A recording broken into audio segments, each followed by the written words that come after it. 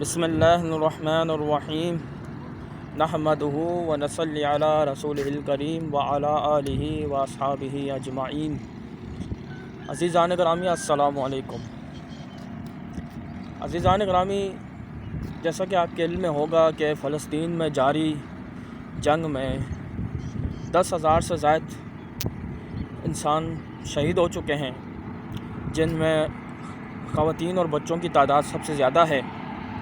اور اس جاری جنگ میں انسانی حقوق کی خلاف ورزی کی وجہ سے پوری دنیا میں عوام کا احتجاج جاری ہے، اور عوام شدید قسم کی جو ہے وہ رد عمل دے رہی ہے، اور اسرائیل کے خلاف جو ہے دنیا بھر میں اس وقت نفرت پھیل رہی ہے۔ تو جس کے نتیجے میں نان مسلم کنٹری، جن میں کولمبیا، چلی اور بولیویا، جو امریکہ کے ساتھ ایک ریاست ہے، چھوٹی امریکی، لاطینی امریکی کہلاتے ہیں، مگر وہ ایک آزاد ریاست ہیں، انہوں نے یہ ہمت کر کے اسرائیل کے ساتھ سفارتی تعلقات ختم کر دیے ہیں، جو کہ میں کہتا ہوں بہت اچھی ایک کہتے ہیں اچیومنٹ ہے۔ اور دنیا بھر کے سبھی لوگ جو ہے وہ اسرائیل کو برا سمجھتے ہیں سوائے یورپ کے۔ تو اب یہ دیکھنے کی بات ہے کہ مسلم کنٹری میں اتنی ہمت کیوں نہیں آ رہی، جبکہ مسلمان ملکوں کے جو حکمران ہیں ان میں اتنی غیرت نہیں ہے، اور وہ نان مسلم کنٹری جو اس وقت سخت قسم کا رد عمل دے رہے ہیں، اور نہ کہ سلامتی کونسل کے اندر بھی کافی جو نان مسلم کنٹری ہیں انہوں نے بھی اسرائیل کی جارحیت کو دہشت گردی سے تشبیہ دی ہے۔ دیکھیں، جب وہ اتنی ہمت کر کے بات کر سکتے ہیں، تو ہمارے مسلم کنٹری جو 57 مسلم کنٹری کے جو ہیں حکمران ہیں، وہ سلامتی کونسل میں اتنا کھل کے کیوں نہیں بولتے؟ بس ان کی مذمتیں اور قراردادیں بس یہیں تک محدود ہیں۔ جو OIC ہے، جو مسلمانوں کی نمائندہ جو تنظیم ہے OIC، اس کی تو آج تک کوئی انقلابی اس نے قدم اٹھایا نہیں، صرف مذمتوں اور قراردادوں تک ہی محدود ہے۔ بلکہ اصل جو بات یہ ہے کہ ان کا جو ایجنڈا ہے صرف اور صرف جو ہے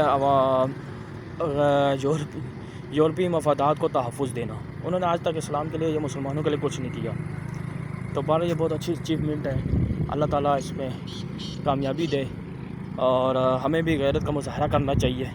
ہم یہاں غیرت کی بات کس سے کریں؟ ہمارے ملک میں تو کسی کو نہ اسلام کے متعلق غیرت آ رہی ہے، نہ حکمرانوں میں غیرت ہے، نہ ہی ہمارے سسٹم کے اندر کوئی ایسے لوگ ہیں جن کو اتنی غیرت ہو۔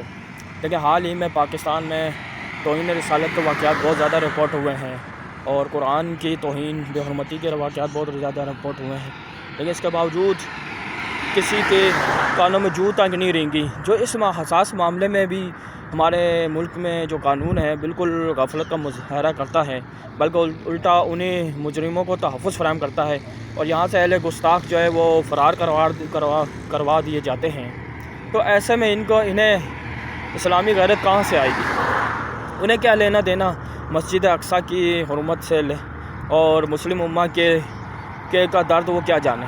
تو بہرحال ہم عوام کو چاہیے کہ اسرائیل کو معاشی طور پر جو ہے نا ہمیں شکست دینی ہوگی، تاکہ ان کا جو گھمنڈ ہے وہ کسی طریقے سے ختم ہو سکے۔ تو ہمیں اپنے گھر کی تمام استعمال کی چیزوں کو نظر ثانی کرنی چاہیے کہ جو اسرائیلی کمپنیوں یا یہودی پروڈکٹ ہیں ان کا مکمل طور پر بائیکاٹ کرنا چاہیے، اور اس کو منظم طریقے سے مہم چلانی چاہیے۔ تو انشاءاللہ تعالیٰ اسرائیلی کمپنیوں اور یہودیوں کی تمام کمپنیوں کو بہت زیادہ نقصان ہوگا، جس کی بدولت ان کا معاشی طور پر وہ کمزور ہو جائیں گے انشاءاللہ تعالیٰ۔ اللہ تعالیٰ ہمیں کامیابی عطا فرمائے، اور اللہ تعالیٰ ہمیں غیرت اسلامی اور امت مسلمہ کا درد نصیب فرمائے۔ آمین۔